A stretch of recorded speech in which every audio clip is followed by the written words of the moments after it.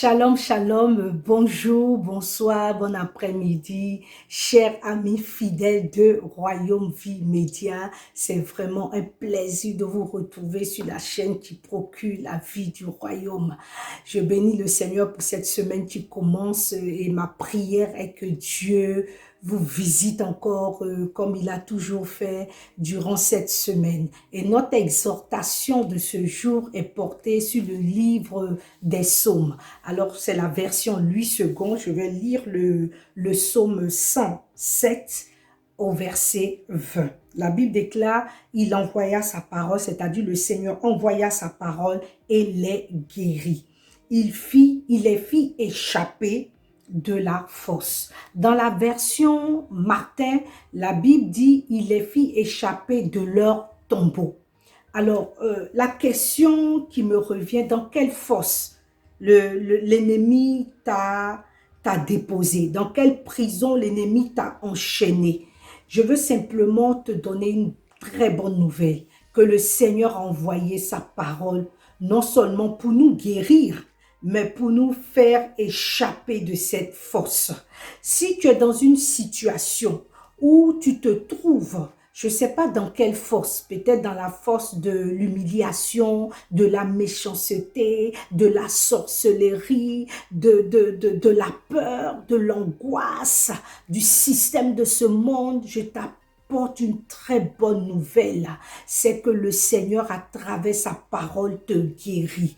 Et si tu es là, que tu es malade, tu m'entends, je déclare que cette parole, la parole de Dieu qui est esprit et vie, la parole de Dieu qui a une puissance, que la puissance vienne guérir ton corps malade, ton esprit malade, ton cœur malade, ton âme malade au nom puissant de Jésus-Christ Nazareth. Je voudrais simplement vous rappeler que nous avons dans la Bible une personne qui a vécu une situation aussi compliquée du nom de Daniel.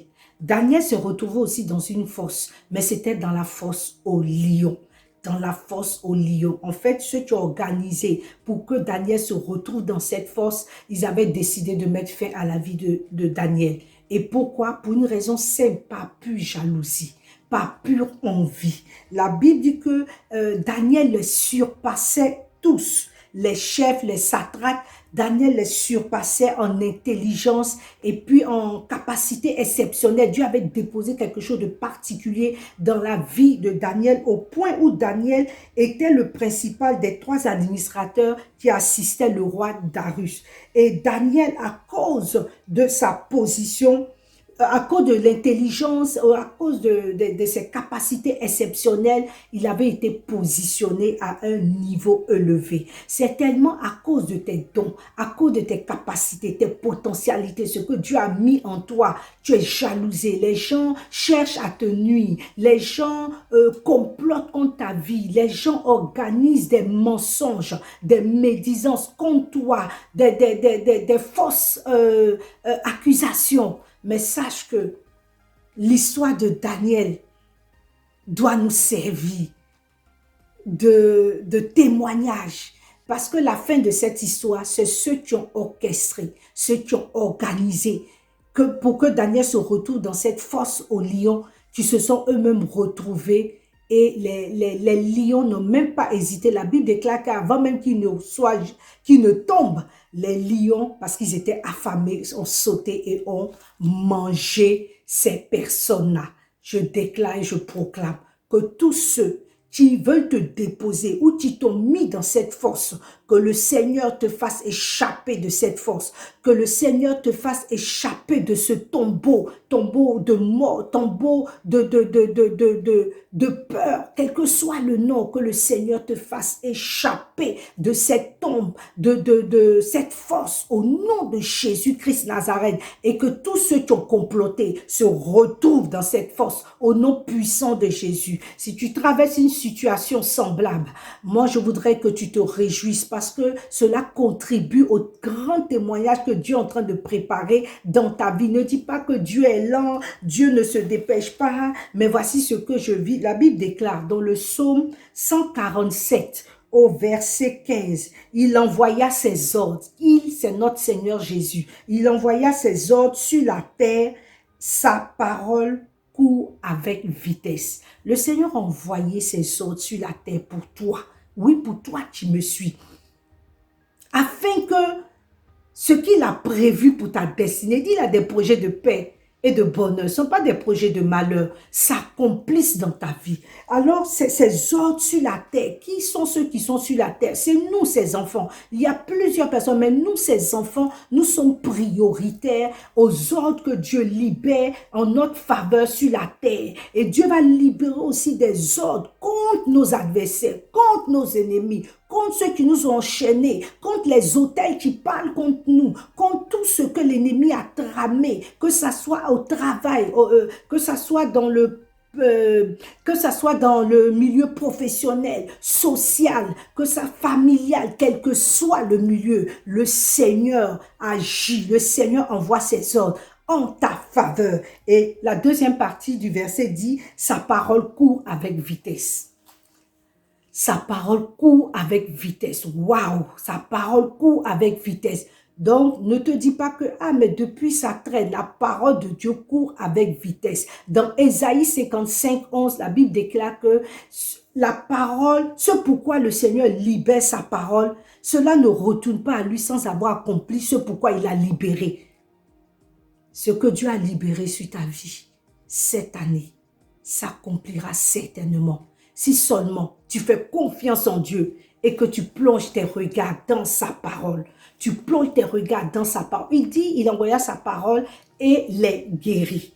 C'est la parole de Dieu qui peut nous guérir. C'est la parole de Dieu qui peut nous restaurer. C'est la parole qui peut nous donner cette force de traverser les épreuves, de surmonter la méchanceté des hommes, de surmonter l'œuvre de la sorcellerie. La parole de Dieu qui peut nous emmener à pouvoir tenir ferme la parole de Dieu. En cette semaine, je vous encourage à vous attacher à la parole de Dieu. C'est vrai, nous prions, mais nous devons nous attacher à la parole à travers la lecture de la parole, à travers la méditation. Je prie afin que le Saint-Esprit nous dispose, nous rende capables de plonger nos regards dans la parole de Dieu.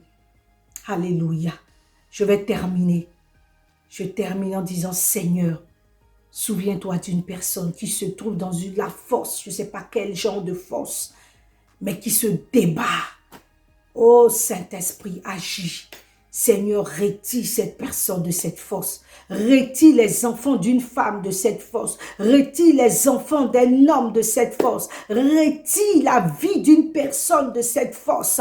La vie d'une personne dans ce tombeau. Je déclare que cette personne ne mourra pas. Je proclame la vie maintenant au nom de Jésus. Et que cette parole que je proclame aille jusqu'à toucher les concernés au nom de Jésus. Afin que ces personnes puissent voir, sentir la bonté, la puissance de Dieu et rendre témoignage. Oui, Seigneur, je prie, je déclare que tu fasses du bien à une personne qui est en train de me suivre et qui est en larmes peut-être, qui traverse une situation qu'elle-même ne comprend pas, une situation compliquée, une situation délicate. Seigneur, agis. Seigneur, manifeste-toi.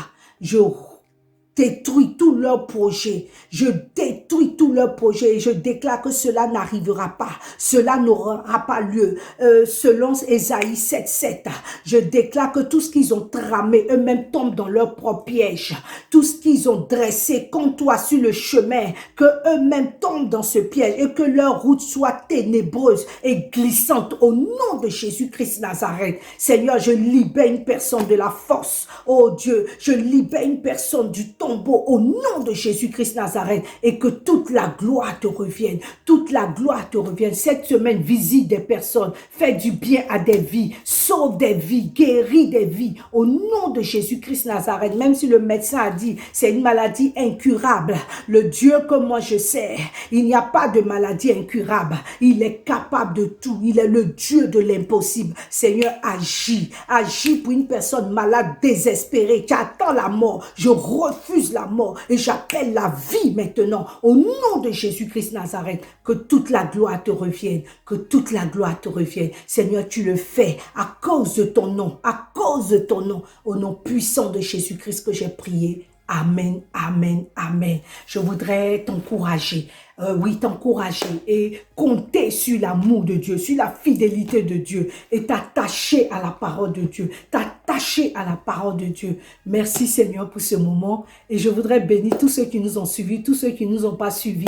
Partagez les vidéos afin que cela puisse les toucher, les atteindre aussi. Seigneur, merci pour ce moment et je vous remercie pour tous vos messages. Continuez à nous envoyer des messages, c'est vrai, certaines personnes m'appellent, oui, mais on aimerait bien vous lire et que cela serve aussi de témoignage aux autres. Que Dieu vous bénisse et restez connectés sur Royaume Vie Média. Merci Seigneur. Amen. Bye bye. Je vous dis à très bientôt.